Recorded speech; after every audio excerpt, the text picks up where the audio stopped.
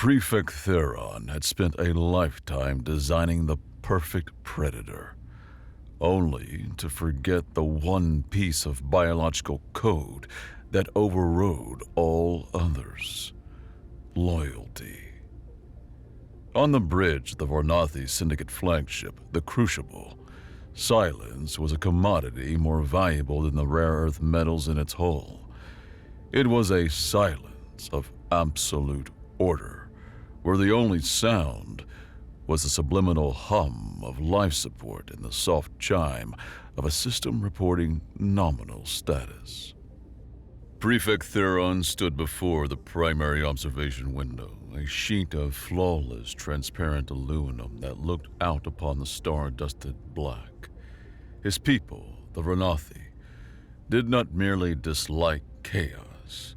They found it intellectually offensive. It was a failure of logic, a rounding error in the grand equation of the cosmos. And Theron's life's work was the ultimate expression of that philosophy, the creation of perfect, predictable order from the messy, contemptible chaos of biology. His reflection was a long, elegant silhouette against the starfield. Like all his kind, his skin was the color of slate, his form gracile, his eyes large, black, and pupilless, absorbing the light with an unnerving totality. His fingers, long and slender, were steepled before his face, a posture of serene contemplation that masked the immense pressure coiling in his gut. His superiors in the Syndicate Directorate were watching. The acquisition of the Solus Amber trade routes had been costly, and now upstart mining collectives and scavenger crews were beginning to nip at their profits, emboldened by the sheer size of the Outer Rim. They needed to be reminded of their place. They needed a demonstration of Varnathi superiority so profound it would crush the very idea of resistance before it could take root. Prefect, the ship's captain, a veteran whose face was a roadmap of a dozen campaigns, spoke with quiet deference. We are in position above the target designation Rustmouth. The asset is prepared for deployment. Theron did not turn. His gaze remained fixed on the scarred, pockmarked asteroid slowly rotating below. The target is not an asteroid, Captain. It is an infestation. A pocket of illogical, sentimental attachment to a worthless rock. These humans, they name the hovels. It is a symptom of their disease. He allowed himself a small, private sigh. Proceed with the initial bombardment. A show of force. Rattle their cage, but do not break it. The asset must have a proper stage for its debut. The captain gave a crisp nod. As you command. Theron's mind turned to his creation, Project Harrow, the culmination of a century of Varnathi genetic science. A creature born from a tantalizing mystery his people had uncovered decades ago. A derelict human probe, the UES Odyssey, found tumbling through the interstellar dark. Its databanks were mostly corrupted, but one file remained stubbornly intact.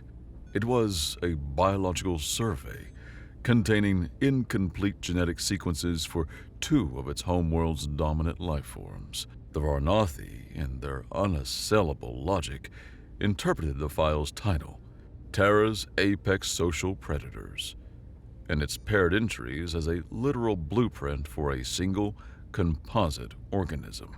They had taken the fragmented DNA of the human and the wolf, and believing them two halves of a whole, and filled in the gaps with their own biosynthetic scaffolding. The result was a weapon of terrifying power and, Theron believed, perfect obedience. He had promised the Directorate a predator that could pacify a continent. Today, He would prove it by breaking a single defiant asteroid settlement. The humans of Rustmouth were about to become a footnote in the grand logical history of the Varnathi Syndicate. The problem with industrial-grade thermal tape wasn't that it failed. It was that it held on with the desperate, all-consuming loyalty of a zealot, even when the alloy plating it was bonded to was screaming for a dignified death. Corbin Valentine, his welding torch spitting angry blue sparks, was trying to persuade a patch of it to let go. The station shuddered again, a deep, metallic groan, and vibrated up through the soles of his boots. The half-welded barricade he was constructing protested with a shriek of stressed metal. An entire squadron of Varnathi Syndicate corvettes was using their front door for target practice, and the station's alloy did not appreciate the persuasion. JS, high ground. Watch our 6. Sergeant Barrasolin's voice was a low growl that cut through the cacophony of alarms and distant explosions. Corbin, weld faster.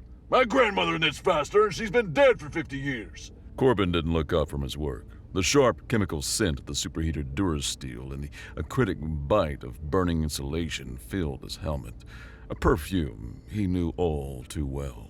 And your grandmother also didn't have to deal with 50 tons of condescending gray aliens trying to redecorate her living space with plasma cannons, Barra. He gave the weld another searing pass. Besides, this isn't welding. This is prayer with fire. A flicker of movement in the periphery. Jess, a slip of a girl who moved like a shadow with a grudge, was already halfway up a twisted gantry, her small frame disappearing into the superstructure above. She didn't reply. She rarely did. Her actions were her words, and they were always direct, economical, and final. Each movement was purposeful, a line drawn from thought to action without a wasted gesture. Grizz racked the charging handle of a heavy repeater, the sound of a percussive declaration of intent. The weapon was a brutal piece of ex-Alliance hardware, as stubborn and reliable as the woman holding it. Her face, framed by a shock of graying hair, was set in a grim line. Syndicate's not trying to kill. Not yet. They're making a point. Yeah, I got the point, Corbin muttered, flipping his welding mask up. He squinted at the main plaza of Rustmouth, the hollowed-out asteroid they called home. Through the shimmering containment field at the main viewport, he could see the sleek, gunmetal gray shapes of the Varnathi ships. And the point is, they're rich, we're not, and they think our recent success in the soulless amber trade is a disruptive market anomaly. I call it good business. Grizz grunted, slapping a fresh power pack in the repeater's housing. They call it an excuse to show off. As if on cue, the barrage stopped.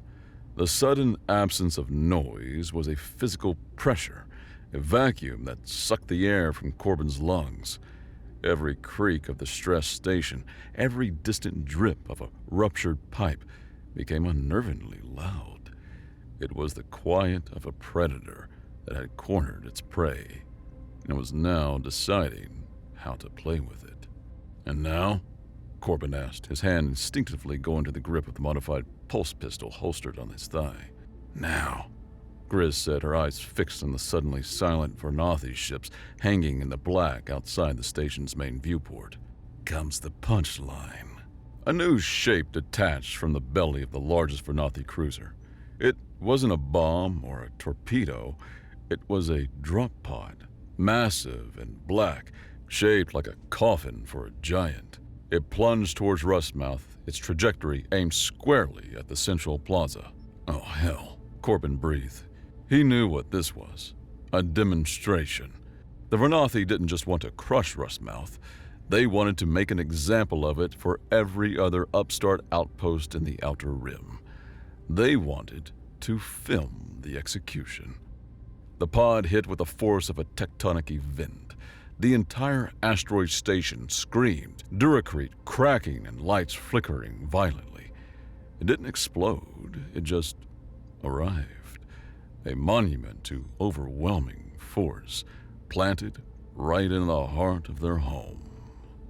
The silence returned, thick with dust and dread. The drop pod sat in the center of the plaza, a silent, monolithic threat.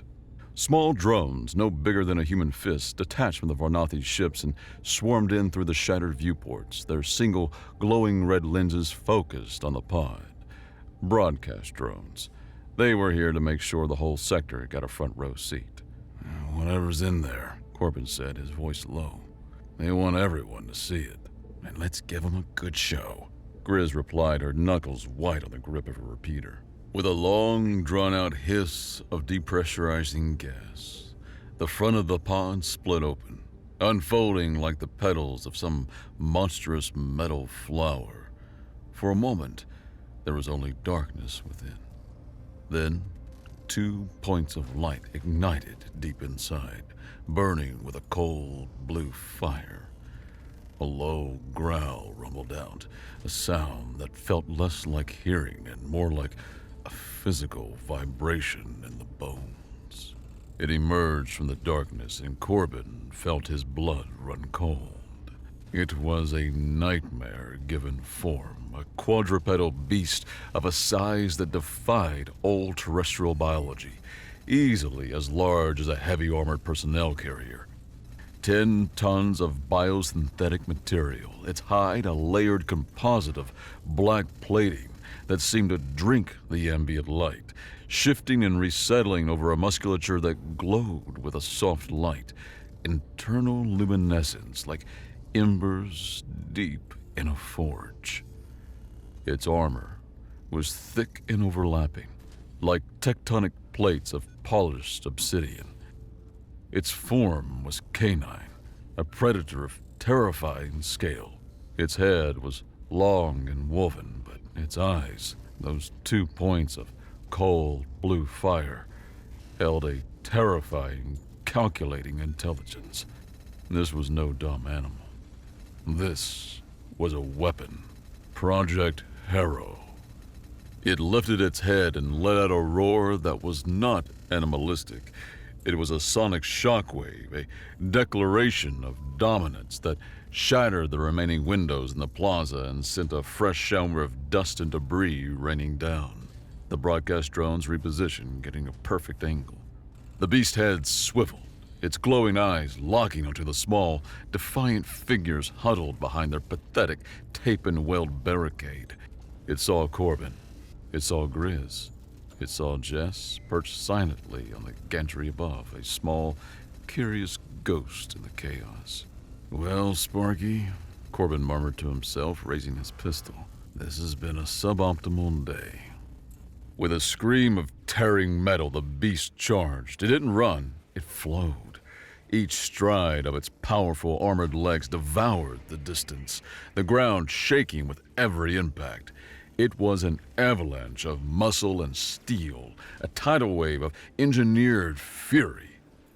Corbin braced himself. Grizz leveled her repeater, and even Jess drew the twin vibro knives she favored. This was it. The end of the line, broadcast live to their enemies as a warning. The beast was 10 meters away, 5, a blur of black armor and terrifying speed. Corbin squeezed the trigger of his pistol, sending a bolt of blue plasma streaking toward. The shot hit the creature's shoulder plate and dissipated with a harmless sizzle, not even scratching the paint. Grizz's repeater unleashed a torrent of heavy kinetic slugs, each one ricocheting off the creature's armored hide with a series of percussive pings that sounded comically ineffective. This wasn't a fight. This was an execution. Then, something that defied all expectation occurred. The beast, a living engine of destruction, dug its massive claws into the Duracrete floor. It skidded to a halt, just 2 meters from the barricade. The shriek of metal on stone, deafening. It stood there, panting, its breath coming in hot, vaporous clouds. Its head lowered, its nostrils, flared and wide, twitched. It was processing something. A storm of scents was hitting it. The sharp scent of discharged slugs from Griss's rifle, the hot metal air from Corbin's plasma shot, the dusty redolence of the station, the coppery scent of human sweat and fear. But beneath all that, carried on the recycled air, was something else. Something older, deeper, a scent pattern that resonated not in its memory, but in the very core of its genetically coded being. It was the scent of humanity, unfiltered, primal, the scent of its makers, the scent of its true alphas. The beast's glowing blue eyes, which had been burning with cold, predatory fire, flickered. A new light entered them. Not hate, not hunger, confusion, recognition. It looked at Corbin, whose heart was trying to hammer its way out of its ribcage.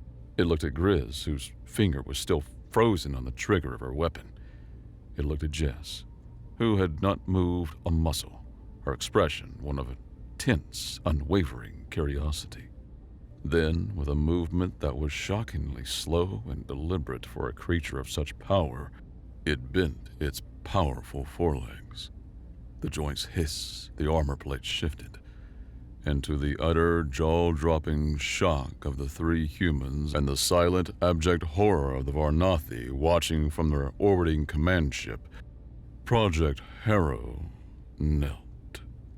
It lowered its massive head until its snout was nearly touching the floor, a posture of absolute instinctual submission. It had been unleashed as the ultimate predator to intimidate a galaxy. Instead, it found its pack. On the pristine, minimalist bridge of the Crucible, Prefect Theron watched the live feed on the main view screen. For a full 10 seconds, the only sound on the bridge was the quiet, ambient hum of the ship's systems as every officer stared, frozen at the image of their creation, bowing to a trio of what his culture deemed unevolved organisms. Theron's composure was a mask of ice, but a fissure of pure, undiluted fury was cracking it from within. This was not a malfunction. This was a humiliation. An illogical, emotional, biological catastrophe. His perfect weapon, the culmination of all his work, was acting like a misbehaving pet. "Terminate the broadcast," he said. His voice was dangerously calm, each word a chip of ice. "All channels, now." The comms officer scrambled to comply, his gray fingers flicking across the touch-sensitive surface, keying in a sequence to sever the broadcast feed. The red live indicators across the bridge flickered and died. Theron turned his head slowly, his gaze falling upon the ship's captain. "This demonstration," he stated, his voice dropping to a whisper that was more menacing than any shout, "is now a sterilization operation. I want my asset back, and I want the human contaminants purged." The captain, a veteran, hesitated for a fraction of a second. "Prefect, our orders were for a non-lethal demonstration." "Your orders have changed, Captain," Theron interrupted, rising from his command chair. He walked to the view screen, placing a hand on the cool glass right over the image of the kneeling beast. "This display of sentimentality is a flaw in the asset's programming, an unforeseen variable introduced by the source material. It cannot be allowed to propagate. No trace of his failure can be permitted to exist. Deploy the commando teams. Retrieve the asset. Eliminate all witnesses." He tapped the screen. "And bring me the humans, alive if possible. I wish to dissect the nature of this anomaly personally." His professional pride, the very core of his Varnathi identity, had been wounded. He would not just erase his failure. He would dissect it, understand it, and ensure it never happened again. The humans of Rustmouth were no longer a nuisance. They were a research project. Back in the plaza, the three humans stared, mouths agape. The silence was broken by Jess, who gracefully dropped from the gantry, landing as silently as a cat. She walked forward past the barricade, her steps slow but sure. Jess, get back here! Corbin hissed, his voice tight with disbelief and fear. She ignored him. She approached the colossal, kneeling beast, stopping just before its lowered head. She reached out a small, grimy hand and placed it on the creature's armored snout, right between its glowing eyes. The beast did not flinch. Instead, a low, guttural rumble vibrated from his chest. Not a growl, but a purr. A sound of contentment, so deep it shook the floor. It nudged its head gently into her palm, a gesture of profound affection. Grizz lowered her repeater, an expression of dawning incredulous awe on her face. "Well, I'm B," she breathed. "It's a giant armored space puppy." The tender moment was shattered by the hiss of rappelling lines and the clatter of armored boots. Vernathi commandos, clad in sleek black combat shells and armed with pulse carbines, began descending into the plaza from breaches in the ceiling. They moved with cold, synchronized purpose, each member of the fire team covering another's advance. "Spoke too soon," Corbin gritted out. "Company's here." Grizz snapped back into tactical mode. She pointed a decisive finger at the beast, which was now lifting its head, a low growl of rising anger directed at the newcomers. "All right, big guy," she barked, her voice ringing with command authority. "New name's Wrecker. You see those shiny black suits? They're not us." She jabbed her finger toward the commandos. "Sick 'em." It was as if a switch had been flipped. The beast, Wrecker, surged to its feet with a deafening metallic roar. The sound was different from its first cry of dominance. This was a deep, guttural sound of protective fury. Its pack was being threatened. It launched itself at the nearest squad of Vernathi commandos. It was no longer a patient, stalking predator. It was a whirlwind of claws and armor plate. A commando raised his carbine, but Wrecker's armored forelegs smashed him into the wall with the force of a freight train. Another was snatched up in its immense jaws and tossed like a child's toy in a far bulkhead. Plasma fire sparked and deflected off its hide, and it tore through their ranks a living, breathing anti-infantry weapon system that had just chosen a side. "Okay," Corbin said, shouldering his own pulse rifle. "New plan. I'm starting to like the new plan." He glanced at Grizz. "To the ship?" Grizz grinned, a fierce, wolfish expression. "To the ship." Their retreat became a storm of calculated violence. With Wrecker acting as a living, roaring battering ram, the path to the hangar bay was significantly clearer. Vernathi commandos, trained for lethal, logical combat, were utterly unprepared for a 10-ton bioweapon with a sudden and violent case of loyalty. They expected flanking maneuvers and covering fire, not a creature that could simply run through a reinforced bulkhead as if it were tissue paper. "Heel, Wrecker!" Grizz yelled as they sprinted down a wide maintenance corridor, Wrecker trotting obediently at her side, occasionally snapping at a Vernathi soldier who got too close. The beast had to turn sideways to fit, its armored flanks scraping sparks from the walls. "You're telling me that thing fits in the rust bucket?" Corbin panted, trying to keep up. "Ship was built to haul dense irradiated salvage. Reinforced deck, oversized bay. It'll fit. It won't be comfortable." "There is nothing comfortable about this." They burst into the hangar bay where the ship, the rust bucket, was docked. It wasn't pretty. It was a repurposed salvage tug, a patchwork of different manufacturers' parts held together by Corbin's mechanical genius and a worrying amount of hope. But it was tough, and its cargo bay was, as Grizz said, oversized and reinforced. Jess, prep the pre-flight. I'll lower the ramp. Corbin yelled, sprinting to the ship's external access panel. As the heavy ramp of the rust bucket slammed down, more commandos flooded the hangar, taking up positions and laying down suppressing fire. Bolts of red plasma sizzled past Corbin's head. "Wrecker, cover us!" Grizz commanded, providing her own covering fire with the repeater. Wrecker needed no encouragement.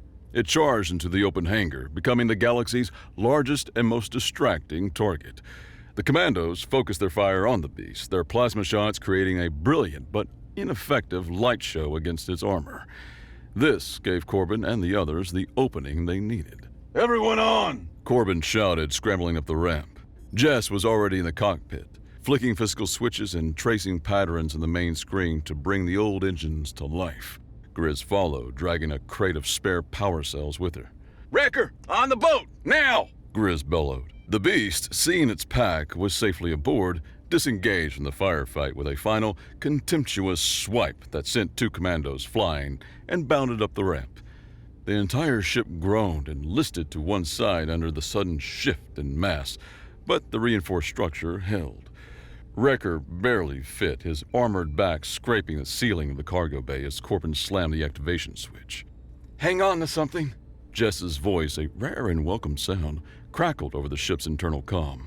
The Rust Bucket's engine roared to life, not with the elegant hum of a Syndicate vessel, but with the coughing, gut-vibrating rumble of an overworked mule. The ship lurched forward, blasting free of its docking clamps. Corbin stumbled into the cargo bay just as the ramp sealed. Wrecker was standing there, its massive frame taking up most of the space, its head cocked curiously.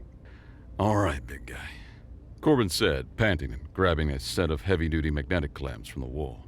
"Let's get you strapped in before you decide to redecorate." The beast offered no resistance, allowing Corbin to secure its legs to the deck plating.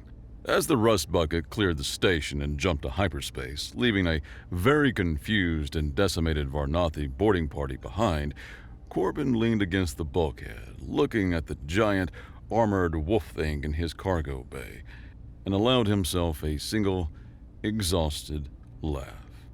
The low, gut-vibrating hum of the hyperdrive was a comforting sound, a confirmation that they were, for the moment, safe. Corbin was running a systems diagnostic in the cockpit, the sharp chemical scent from the overworked drive still lingering in the recycled air.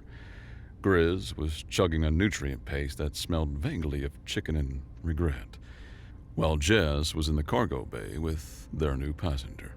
"She's been down there for an hour," Grizz noted, wiping her mouth with the back of her hand. "Think he ate her?"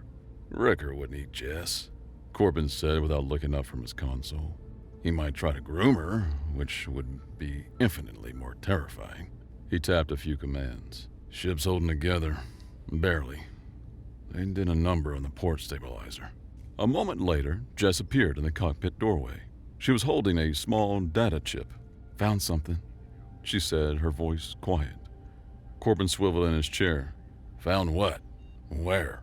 Jess pointed a thumb back toward the cargo bay. "Under the armor, a seam. Diagnostic port." Corbin and Grizz exchanged a look. Of course, Jess, with her scavenger's eyes, would find a hidden maintenance port on a 10-ton biological war machine, while everyone else was still processing the fact that it existed. They followed her back to the cargo bay. Wrecker was lying down, its massive head resting on its paws.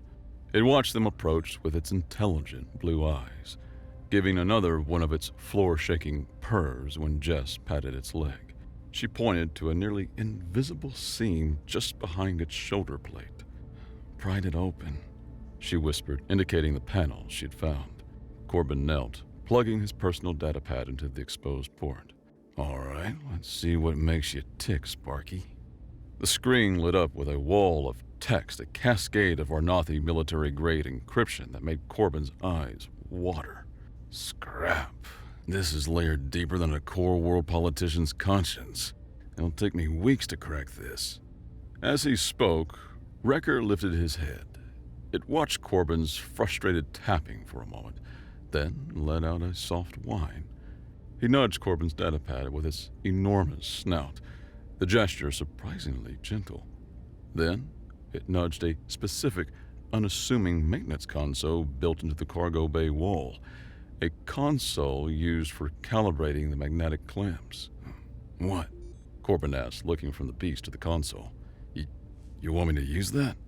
Wrecker nudged the console again, more insistently, then looked back at the datapad. Grizz folded her arms. "It's a pack animal, Corbin. It's trying to help. It's not a dog. It's a whatever it is." Corbin muttered, but he unplugged his datapad and connected it to the indicated console. He ran a diagnostic. The console wasn't just for the clamps, it was a redundant systems hub tied into the ship's main computer. And for some reason, the Varnathi port was reacting to it. A new window opened on his datapad, a back door into the encryption. No way, Corbin breathed. It's using the ship's architecture as a skeleton key. He started typing furiously as the data streams began to flow, corrupted and fragmented, but readable. He pulled up the first coherent file. It was a header, simple and stark. Project Harrow, source data, archival probe UES Odyssey, human origin. Another file, a classification manifest from the human probe, flickered onto the screen. It was written with a strange, poetic flourish that was completely at odds with typical military classification. Master file, Terra's apex social predators, subentries, Homo sapiens canis lupus. Archivist note. Let the record show that while we stand on two legs and they on four, we are bound by the same ancient pact. The warmth of fire, the loyalty of the pack, the thrill of the hunt. In our arrogance, we call them beast and ourselves man, but the wolf that runs in the dark of the wood runs also in the dark of our own hearts. They are our shadow kin, our other half, the song of the wild that we have almost forgotten how to sing. Corbin stared at the screen. Grizz leaned over his shoulder, reading. Apex social predators? One file? The final fragment was a Varnathi project note, cold and clinical. Genetic interpretation, single organism, incomplete sequences for both subentries, missing data compensated with Varnathi biosynthetic scaffold, intelligence and pack loyalty of human combined with predatory instinct of wolf. The horrifying, hilarious, galaxy-altering truth crashed down on them. The Varnathi, in their cold, emotionless logic, had found a derelict human probe. They found a file created by some long-dead, overly dramatic archivist and taken it literally. They thought humans and wolves were two parts of the same creature.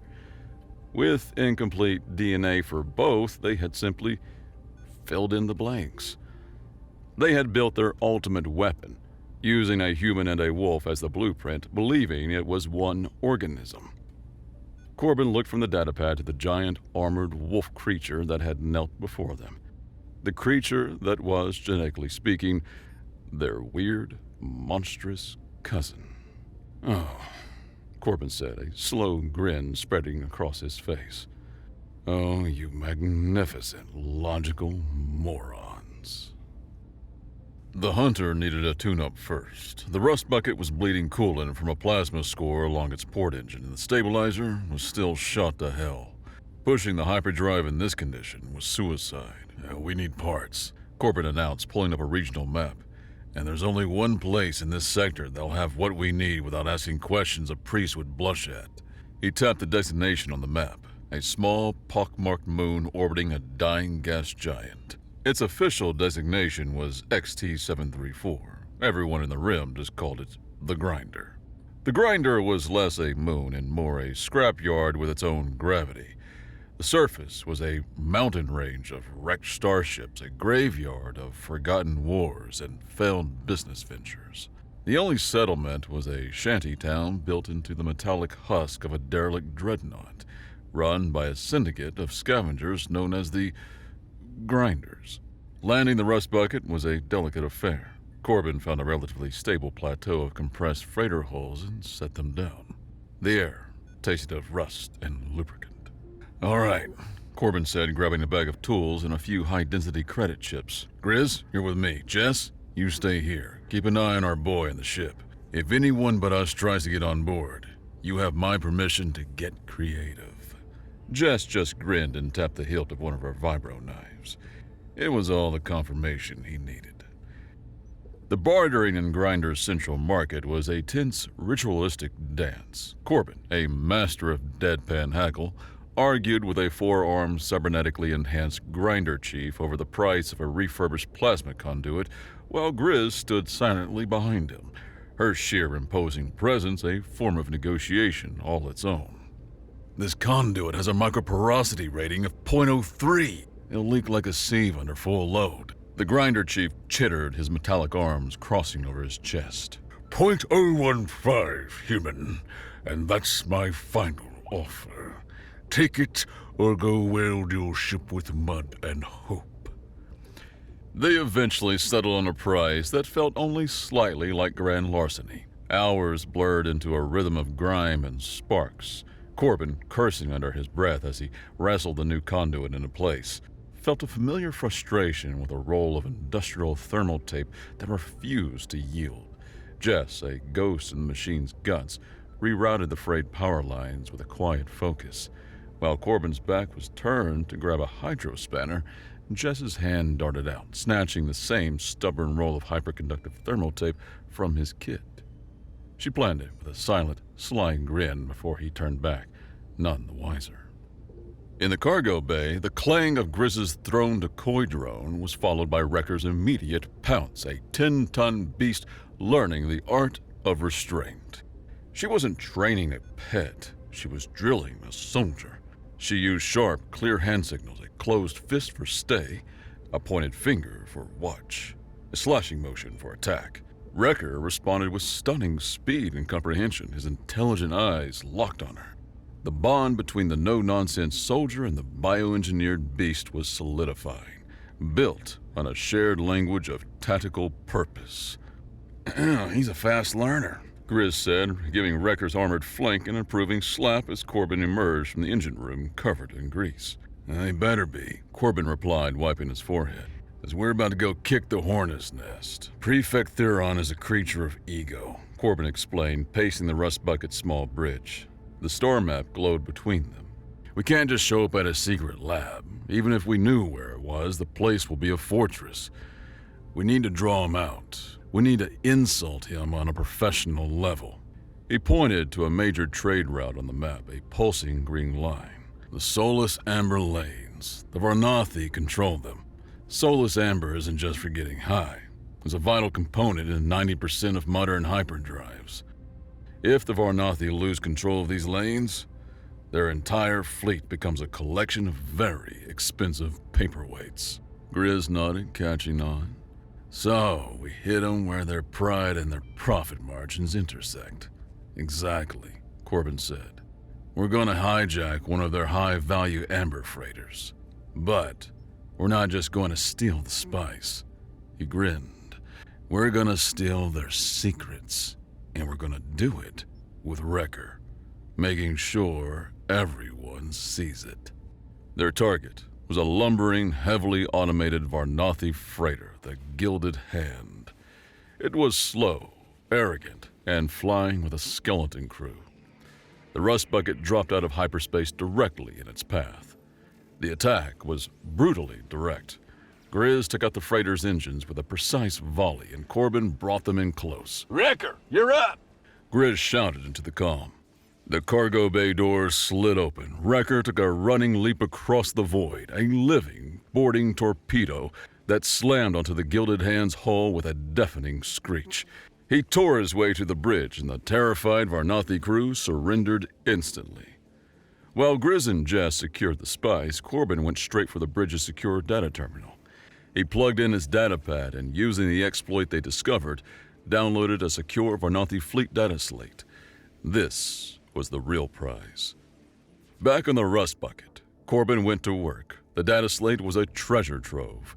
It contained master encryption keys, fleet movements, and, most importantly, a list of coordinates for several deep space Varnathi black sites. One of these has to be Theron's lab, Corbin said, projecting the list onto the star map. There were 5 possible locations, all in uncharted hostile territory. But which one? Attacking the wrong one will get us killed. As he spoke, Wrecker, who had been lying quietly in the cargo bay, grew agitated. He padded onto the bridge, a low whine rumbling in his chest. He walked to the glowing star map and stared at it, his head cocked. Then he lifted a claw and scratched at one specific blinking coordinate in a dark, nebular cluster. "Hey, easy on the console." Corbin started, but then he froze. Wrecker whined again, scratching the same point, more insistently this time. He looked at Corbin, then back at the coordinate, a look of profound recognition in his intelligent eyes. Corbin's eyes widened. "That's it," he breathed. "The slate gave us the possibilities. He's giving us the answer." He looked at the others, a wild, reckless sense of purpose igniting in his chest. They weren't guessing anymore. The hunter had the scent of its master.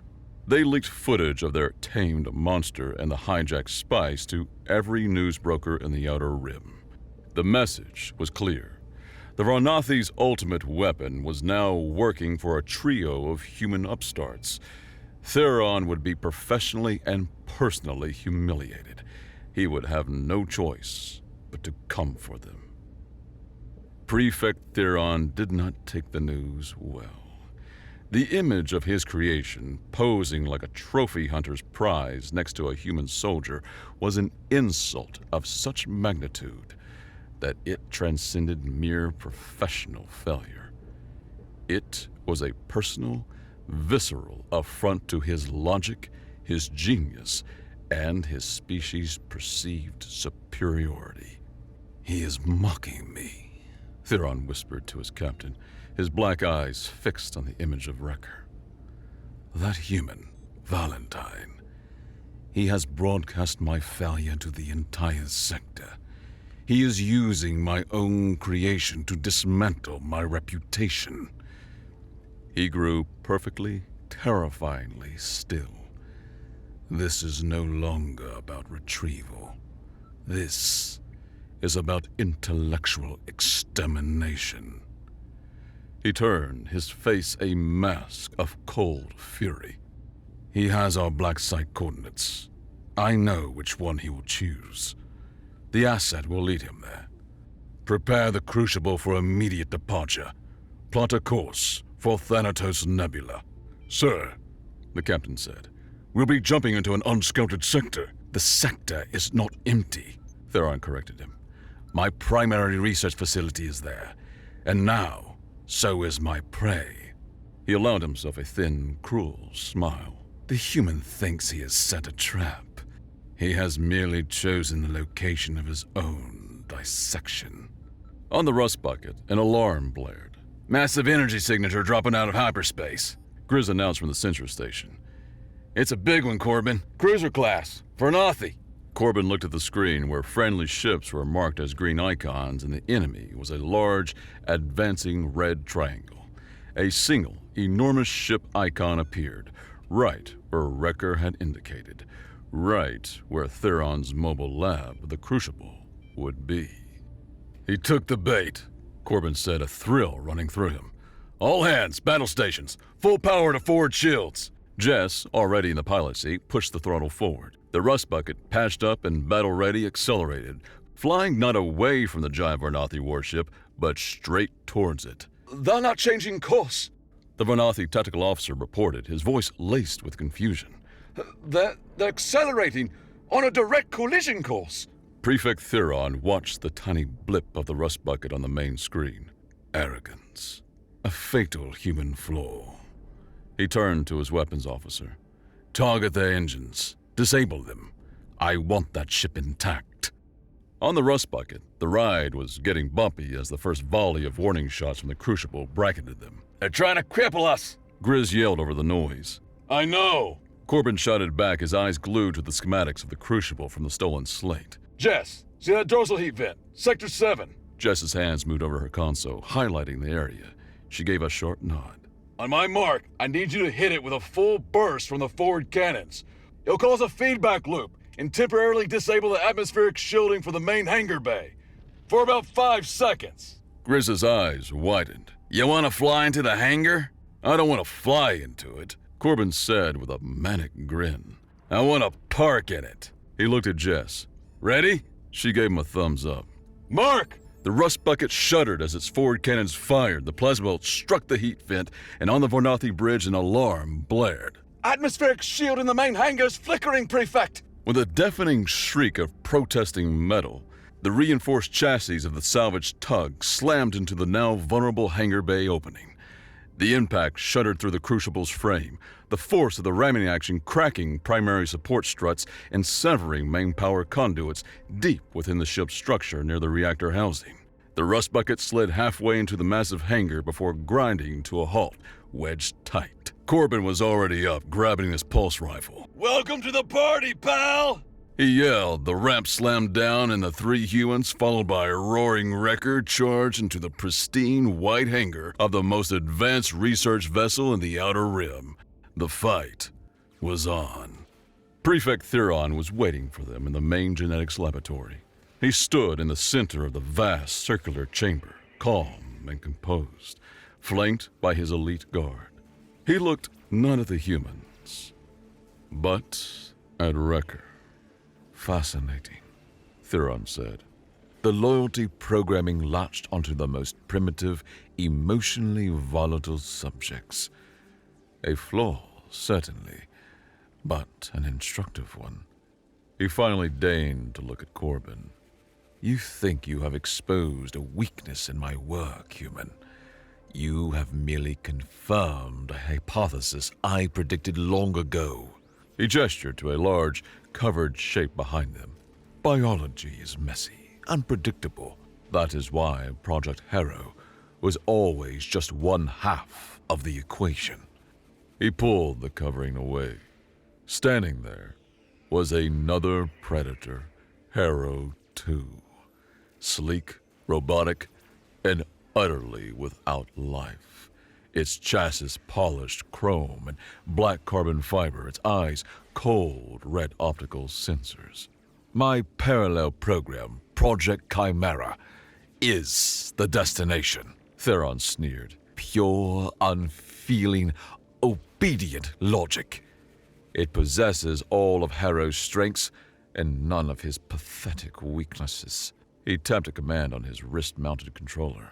Harrow 2, activate. Decommission the biological contaminants. The robot activated. It was Wrecker's nightmare sibling. The battle was a symphony of instinct versus logic. Harrow 2 was a flawless killing machine. Wrecker was a storm of primal cunning. Grizz, suppress those guards. I need a clear shot at the control interface on his wrist. Corbin yelled, laying down plasma bolts toward the prefect. Grizz's repeater roared, forcing Theron and his guards to dive for cover. But the robot was relentless, its chrome claws scoring deep gashes in Wrecker's armor. Its shields are eating my slugs! Grizz yelled, reloading. Jess, find me a power source! High above, clinging to a network of power conduits, Jess saw it. The thick, armored cable running from a large power junction directly into Harrow 2's back, feeding its shield emitter. She pulled the roll of industrial thermal tape from her belt. Harrow 2 had Wrecker pinned, a high-frequency blade extending from its jaws. Jess! Corbin screamed. A small, dark shape dropped from the ceiling. Jess landed silently on the power junction. With a speed born of 1,000 similar actions, she ripped off a long strip of the hyperconductive thermal tape and slammed it across 2 exposed terminals. Sparks erupted, a massive power surge, with nowhere to go thanks to primary conduits severed during their violent arrival, cascaded directly into the ship's already strained reactor containment field. Alarms blared across the ship. On the floor, the power feed to Harrow 2's shield emitter shorted out. For a single, critical second, its energy field died. Wrecker! Now! The neck joint! Corbin yelled. Wrecker lunged upward, his massive jaws closing around Harrow 2's unshielded neck. There was a horrific screech of twisting metal, and Wrecker tore the robot's head clean off. It clattered to the floor and rolled to a stop at Theron's feet. The headless body of Harrow 2 crumpled.